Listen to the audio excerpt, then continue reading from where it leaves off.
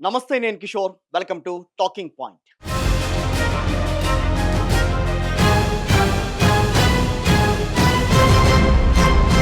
BC రిజర్వేషన్లపై ఉత్కంఠ ఇంకా కొనసాగుతోంది. స్థానిక ఎన్నికల్లో బీసీలకు 42% రిజర్వేషన్లు ఇస్తూ ప్రభుత్వం ఇచ్చిన జీవోపై హైకోర్టు స్టే ఇచ్చింది. నిజానికి ఇందులో పెద్దగా ఆశ్చర్యపోవడానికి ఏమీ లేదు. ఎందుకనంటారా? కొన్నాళ్లుగా అందరూ చెబుతున్న విషయం ఇదే. అసలు ఇది ఎలాగూ కోర్టులో నిలబడదు, కోర్టు దీన్ని కొట్టేస్తుందని చెప్పారు. ఇప్పుడు అదే నిజమైంది. బీసీ రిజర్వేషన్లు ఇక నిలిచిపోయినట్టేనా? ప్రభుత్వం ఇచ్చిన జీవోపై కోర్టు ఎందుకు స్టే విధించింది? ఇది ప్రభుత్వ తప్పిదమా, లేక ఇంకెవరిదైనా కుట్ర ఉందా? స్థానిక సంస్థల ఎన్నికలు జరుగుతాయా లేదా?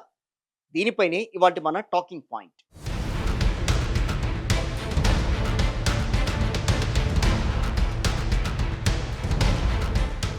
మీకు గుర్తుండే ఉంటుంది, కొన్నాళ్ల క్రితం ఎంపీ ఈటెల రాజేందర్ ఓ మాట చెప్పారు. ఏంటది? దసరాకి ముందని అనుకుంటా తన అనుచరులకు, పార్టీ శ్రేణులకు ఒక మెసేజ్ ఇచ్చారు ఆయన. ఎన్నికలు వస్తున్నాయి కదా అని తొందరపడి దసరా దావతులు ఇవ్వద్దు, డబ్బుల ఖర్చు తప్ప నయా పైసా ఉపయోగం ఉండదని కొండ బద్దలు కొట్టారు ఈటెల రాజేందర్. ఎందుకు అనంటే, ఈ ఎన్నికలు అంటే స్థానిక ఎన్నికలు ఎట్టి పరిస్థితుల్లో జరగవు, అసలు ఆ రిజర్వేషన్ల బిల్లు లీగల్ చెల్లదు అని చాలా స్పష్టంగా ఎంపీ ఈటెల మాట్లాడారు. ఆయన చెప్పిందే ప్రస్తుతం నిజమైంది. అవునా కాదా? స్థానిక ఎన్నికల్లో బీసీలకు 42% రిజర్వేషన్లు కల్పిస్తూ ప్రభుత్వం తీసుకొచ్చిన జీవోపై హైకోర్టు స్టే ఇచ్చింది. ఈ విషయం అందరికీ తెలిసిందే. ఈ దెబ్బతో స్థానిక ఎన్నికల నోటిఫికేషన్ కూడా ఆగిపోయింది. నిజానికి గతంలో మహారాష్ట్రలో ఇలాంటి సందర్భంలోనే అక్కడి కోర్టు కూడా ఇలాంటి తీర్పే ఇచ్చింది. స్థానిక ఎన్నికలు జరిగిన తర్వాత వాటిని రద్దు కూడా చేసేసింది. అదే ఇక్కడ కూడా రిపీట్ అవుతుందని కొందరు మేధావులు, రాజకీయ నాయకులు చెప్పినట్టుగానే కోర్టు స్టే ఇచ్చింది. అసలు కోర్టులో ఎలాంటి వాదనలు చోటు చేసుకున్నాయి? ఆ తర్వాత కోర్టు ఏం చెప్పింది? ఒక్కసారి చూద్దాం ఇప్పుడు. కోర్టులో ప్రభుత్వం తరపున అడ్వకేట్ జనరల్ సుదర్శన్ రెడ్డి వాదనలు వినిపించారు. బీసీలకు 42% రిజర్వేషన్లు కల్పించేందుకు అనుసరించిన విధానం పూర్తిగా చట్టబద్ధంగానే జరిగింది. సుప్రీంకోర్టు మార్గదర్శకాలకు తగ్గట్టుగా చాలా శాస్త్రీయంగా జరిగిందని కోర్టులో సుదర్శన్ రెడ్డి వాదించారు. బీసీలకు రిజర్వేషన్లు కల్పించేందుకు ముందు ప్రభుత్వం ఇంటింటి సర్వే, అదే మన అందరికీ తెలిసిందే కులగణన సర్వే నిర్వహించిందని కూడా చెప్పారు ఆయన. ప్రభుత్వం పూర్తి శాస్త్రీయంగా సర్వే నిర్వహించింది. ఇలాంటి సర్వే దేశంలో తొలిసారి తెలంగాణ రాష్ట్రంలోనే జరిగిందని వెల్లడించారు కోర్టుకి సుదర్శన్ రెడ్డి. దీన్ని ఆదర్శంగా తీసుకుని దేశవ్యాప్తంగా ఈ పద్ధతిలో కులాల వారీ సర్వే నిర్వహించాలని కూడా కేంద్ర ప్రభుత్వం నిర్ణయించిందని తెలిపారు ఆయన. అంతేకాదు, సర్వే చేయాలన్న ప్రతిపాదనకు అసెంబ్లీ కూడా ఏకగ్రీవంగా తీర్మానం ఇచ్చిందని చెప్పారు. సర్వే తర్వాత బీసీ జనాభా 57.6% ఉండడంతో 42% రిజర్వేషన్లు కల్పించాలని కమిషన్ చేసిన సిఫార్సులను కేబినెట్ ఆమోదిస్తూ తీర్మానం చేసిందని, ఇక ఆ తర్వాత 42% రిజర్వేషన్ల బిల్లును శాసనసభ ఏకగ్రీవంగా ఆమోదించిందని, ఏ రాజకీయ పార్టీ కూడా దీన్ని వ్యతిరేకించలేదని సుదర్శన్ రెడ్డి కోర్టుకు తెలిపారు. వెనుకబడిన వర్గాలకు రిజర్వేషన్లు కల్పించాలని రాష్ట్ర ప్రజలందరూ వారి ప్రజాప్రతినిధుల ద్వారా ఏకగ్రీవంగా ఆమోదించారని చెప్పారాయన. ఇటు మరోవైపు బీసీ రిజర్వేషన్ల బిల్లుల ఆమోదం కోసం మార్చి 30న ప్రభుత్వం గవర్నర్కి పంపినా కూడా ఇప్పటి వరకు గవర్నర్ ఆ బిల్లులను ఆమోదించలేదని హైకోర్టు బెంచ్కి ఏజీ సుదర్శన్ రెడ్డి తెలిపారు. తమిళనాడు కేసులో గవర్నర్కు పంపిన బిల్లులు లేదా ఆర్డినెన్స్లను నిర్దిష్ట వ్యవధిలోగా ఆమోదించటం, లేకపోతే తిరస్కరించడమో చేయకపోతే అవి ఆమోదం పొందినట్టుగా పరిగణించాలని తాజాగా సుప్రీంకోర్టు కూడా చెప్పిందని, తెలంగాణ విషయంలో కూడా ఇది వర్తిస్తుందని సుదర్శన్ రెడ్డి తన వాదనలు వినిపించారు. గవర్నర్ ఆమోదం చెప్పి ఉంటే ప్రభుత్వం నోటిఫై చేయాల్సి వచ్చేదని, గవర్నర్ ఆమోదించని పక్షంలో తమిళనాడు కేసులో సుప్రీంకోర్టు ఆదేశాల మేరకు అది ఆటోమేటిక్గానే గవర్నర్ ఆమోదించినట్టుగా వివరించారు ఆయన. అటు రిజర్వేషన్లు 50% మించరాదు అంటూ ఇందిరా సహానీ కేసులో ఇచ్చిన తీర్పు కేవలం విద్యా, ఉపాధి రంగాలకు మాత్రమే వర్తిస్తుందని అన్నారు. ఇటు ప్రభుత్వం తరపున మరో senior advocate professor Ravi Varma Kumar వాదనలు వినిపిస్తూ, పెంచిన బీసీ రిజర్వేషన్తో కలిపి మొత్తం రిజర్వేషన్లు 67%కి చేరడం వల్ల ఎవ్వరికీ ఎలాంటి నష్టం జరగదని అన్నారు. రాష్ట్రంలో ఎస్టీలు 10.43%, ఎస్సీలు 17.42%, బీసీలు 57.6% చొప్పున ఉన్నారు. మొత్తం రిజర్వేషన్లు 50% మించరాదనే వాదన ఇక్కడ అన్యాయం. ఈ 3 వర్గాల జనాభాకే 67% రిజర్వేషన్లు అమలు చేశాక మిగిలిన 33% పదవులను కేవలం 15% ఉన్న అగ్రకులాలకు దక్కడం అనేది కూడా అన్యాయమే. ఇప్పటివరకు 50% పదవులను 15% ఉన్న అగ్రకులాల వాళ్ళు అనుభవిస్తున్నారు. ఈ నేపథ్యంలోనే ప్రభుత్వం బీసీలకు రిజర్వేషన్లను 42%కి పెంచడంతో వచ్చే నష్టమేమీ లేదని తన వాదనలు వినిపించారు వర్మ. తమిళనాడు ఉదంతాన్ని ఇక్కడ తీసుకొచ్చారు. తమిళనాడులో 69% రిజర్వేషన్లు తీసుకొచ్చినప్పుడు గణాంకాలు సేకరించి పునః పరిశీలించాలని మాత్రమే సుప్రీంకోర్టు చెప్పిందని, 50% పరిమితి దాటకూడదని ఎక్కడా చెప్పలేదని పేర్కొన్నారు ఆయన. అందువల్ల నిబంధనల ప్రకారమే తెలంగాణ ప్రభుత్వం కల్పించిన రిజర్వేషన్లలో జోక్యం చేసుకోవాల్సిన అవసరం లేదని చెప్పారు. అటు పిటిషనర్ల తరపు సీనియర్ న్యాయవాదులు కూడా తమ వాదనలు వినిపించారు ఈ విషయంలో. 2018లో అప్పటి ప్రభుత్వం తీసుకొచ్చిన పంచాయతీరాజ్ చట్ట నిబంధనలను ఉల్లంఘిస్తూ ఆ శాఖ కార్యదర్శి జీవో నెంబర్ 9ని జారీ చేశారని, దీంతో మొత్తం రిజర్వేషన్లు 67%కి చేరాయని అన్నారు. ఇదే రాష్ట్ర ప్రభుత్వం తెచ్చిన పంచాయతీరాజ్ చట్టానికి, సుప్రీంకోర్టు తీర్పుకు ఈ జీవో విరుద్ధమని పేర్కొన్నారు. కోర్టు తీర్పుల ప్రకారం రిజర్వేషన్లు 50%కి మించరాదని అన్నారు.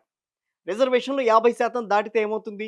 రాష్ట్ర ఎన్నికల కమిషన్ నోటిఫికేషన్ ఇవ్వకూడదని కూడా పేర్కొన్నారు. బిల్లుకు అసెంబ్లీ ఆగస్టు 31న ఆమోదం పలికిందని, దీన్ని గవర్నర్కి పంపిస్తే ఇంకా ఆమోదం రాలేదని, అయినా జీవో 9 జారీ చేశారని వాళ్ళు వాదించారు. గవర్నర్ ఆమోదం లభించినప్పటికీ రిజర్వేషన్లు 50% దాటకూడదని వాళ్ళు వాదించారు. ఇక 2 రోజుల పాటు వాదనలు వింది హైకోర్టు డివిజన్ బెంచ్. అటు జీవో 9ని, స్థానిక ఎన్నికల నోటిఫికేషన్ అమలును నిలిపేస్తూ మధ్యంతర ఉత్తర్వులు జారీ చేసింది. ఆ తర్వాత విచారణను 6 వారాలకు ధర్మాసనం వాయిదా వేసింది.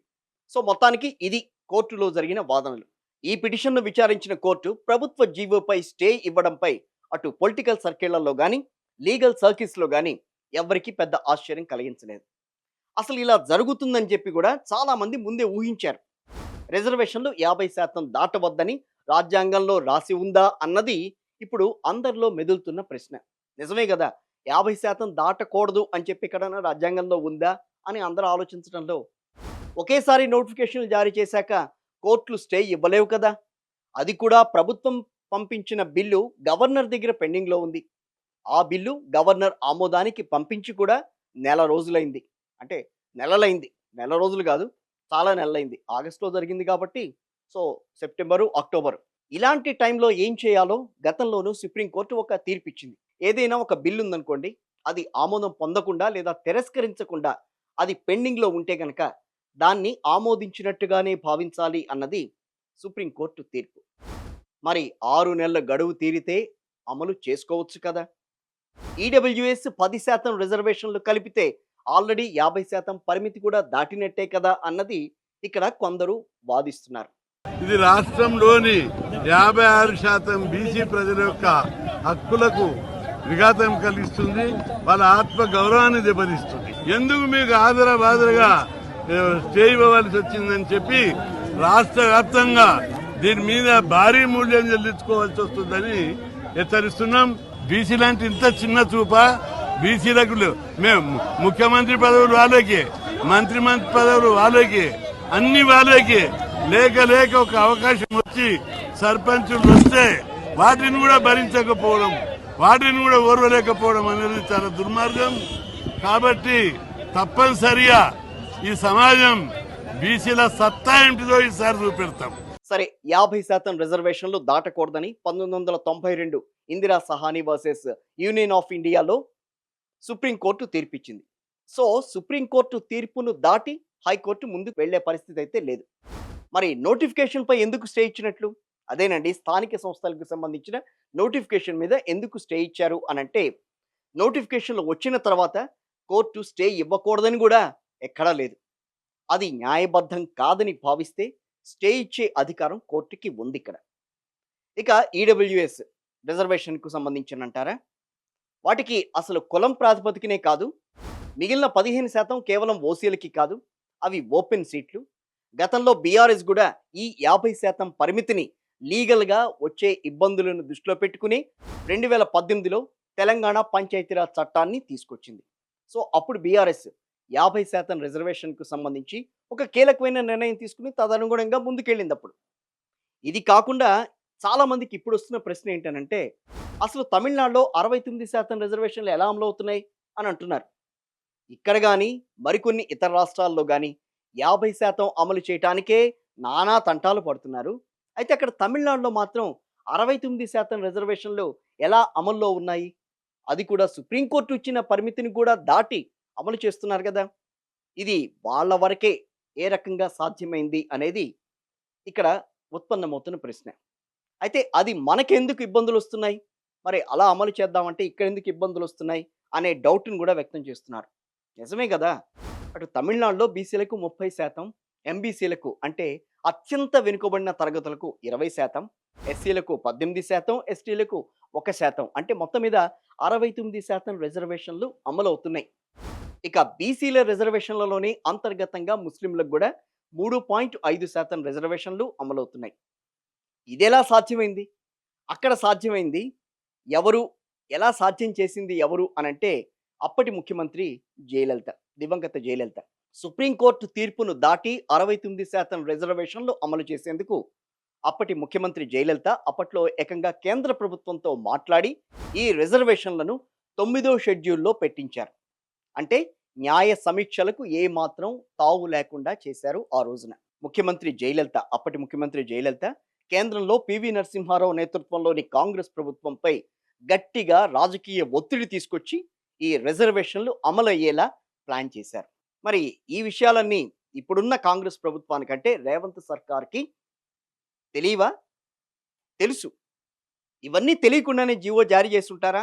అనంటే ఖచ్చితంగా తెలిసే చేశారనే అనుకోవాలి. ఈ జీవో కోర్టు కొట్టేస్తుందని అందరికీ తెలిసినప్పుడు అంటే ముఖ్యమంత్రి రేవంత్ రెడ్డికి తెలియకుండా ఉంటుందా? అయితే తమ నుంచి ఎలాంటి ప్రయత్న లోపం లేదు. అన్ని రకాలుగా మేము ప్రయత్నిస్తూనే ఉన్నాం, ప్రయత్నించాం అని చెప్పుకోవడానికి ప్రభుత్వం ముందుకు వెళ్ళినట్టుగానే ఇక్కడ మనకి కనిపిస్తోంది. ముందేమో అసెంబ్లీలో బిల్లు ఆమోదించుకోవడం. ఇక ఆ తర్వాత దాన్ని గవర్నర్‌కు పంపించడం. అటు కేంద్రంపై కూడా ఒత్తిడి తెచ్చామని చెప్పుకోవడానికి ఢిల్లీ వెళ్లారు. జంతర్ మంతర్ దగ్గర ధర్నా చేశారు. కాంగ్రెస్ వాళ్ళంతా కూడా. సో, ధర్నా చేయటం. అన్ని ప్రయత్నాలు అయిపోయాయి. మేము మా శాయశక్తులా ట్రై చేశాం. అది మీరు కూడా చూశారు, చూస్తున్నారు అని చెప్పుకోవడానికి రేవంత్ సర్కార్ ఈ తతంగం అంతా నడిపించింది అన్నది పొలిటికల్ సర్కిల్స్‌లో వినిపిస్తున్న మాట. సరే, ఇప్పుడు తెలంగాణ కాంగ్రెస్ రేవంత్ సర్కార్ ప్రభుత్వం ఏం చేసే ఛాన్స్ ఉంది అనంటే ఇది చాలా సింపుల్. కోర్టులో ఏదో ఒక విషయం తేలే వరకు వెయిట్ చేయడం ఒక మార్గం. గతంలో కేసీఆర్ ఇచ్చిన జీవోను బయటికి తీసి ఆ మేరకు రిజర్వేషన్లతో ఎన్నికలకు వెళ్ళడం. ఎన్నికలకనంటే స్థానిక ఎన్నికలకు వెళ్ళడం ఇక్కడ మరో దారి. నిజానికి ఇప్పట్లో స్థానిక ఎన్నికను నిర్వహించేందుకు ప్రభుత్వం సన్నద్ధంగా మాత్రం లేదు. అటు కర్ణాటకలో అయితే స్థానిక సంస్థల గడువు ముగిసి ఏకంగా 3 ఏళ్ళు అయిపోయింది. అంటే 3 ఏళ్ల క్రితం ఎప్పుడో 3 ఏళ్ల క్రితం నిర్వహించాల్సిన ఎన్నికలకు ఆ రాష్ట్ర ప్రభుత్వం వాయిదా వేస్తూ వస్తోంది.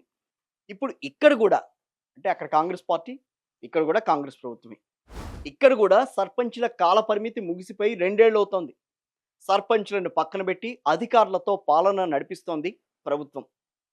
అసలు స్థానిక ఎన్నికలు నిర్వహించే ఆలోచనే ఉంటే గనక పార్టీ పరంగా రిజర్వేషన్లను అమలు చేసి ఎన్నికలకు వెళ్ళొచ్చు గదా అని కొంతమంది వాదిస్తున్నారు. దీనివల్ల అటు బీఆర్ఎస్‌ను, ఇటు బీజేపీని కూడా డిఫెన్స్‌లోకి నెట్టే ఛాన్స్ ఉంది గదా అని కొందరు కాంగ్రెస్ నేతలే ఆఫ్ ది రికార్డ్‌గా వాపోతున్నారంటే పరిస్థితి ఎలా ఉందో అర్థం చేసుకోవచ్చు. ఎలాగూ మతపరమైన రిజర్వేషన్లకు బీజేపీ వ్యతిరేకం. పైగా కాంగ్రెస్ పార్టీకి ఫాయిదా వచ్చే పనిని అది అస్సలు చేయదు గదా! ఇక బీఆర్ఎస్ విషయానికొద్దాం. బీసీలకు 42% ఇస్తుందో లేదో తెలియదు. కాబట్టి ఈ 2 పార్టీలను ఇబ్బంది పెట్టే అవకాశం ఎందుకు వదులుకోవాలి అన్నది ఆ పార్టీ నేతల అంటే కాంగ్రెస్ నేతల వాదన. అయినా ప్రభుత్వం ఈ దిశగా ఆలోచించడానికి ప్రభుత్వంపై ప్రజల్లో ముఖ్యంగా రైతుల్లో కొంత వ్యతిరేకత ఉందనే అనుమానమే కారణమని విశ్లేషకులు చెబుతున్నారు. అంటే స్థానిక సంస్థల ఎన్నికలకెళ్తే అక్కడ రైతులు వ్యతిరేకంగా ఉన్నారు కాబట్టి వేస్తారో వేయరో అనే అనుమానం అయితే స్పష్టంగా కనిపిస్తోంది ప్రభుత్వానికి. అందుకనే స్థానిక సంస్థల ఎన్నికలకెళ్ళటానికి ముందుకెళ్ళటానికి కొంచెం ఆలోచిస్తోందని చెప్పుకోవచ్చు. ఏదేమైనా స్థానిక ఎన్నికల్లో తమ జనాభాకు తగిన ప్రాతినిధ్యం లభిస్తుందని ఆశించిన బీసీలకు మాత్రం ఇది ఖచ్చితంగా నిరాశ కలిగించే విషయంగానే మనం భావించాల్సిన పరిస్థితి. సో ఇది వాటి మన టాకింగ్ పాయింట్.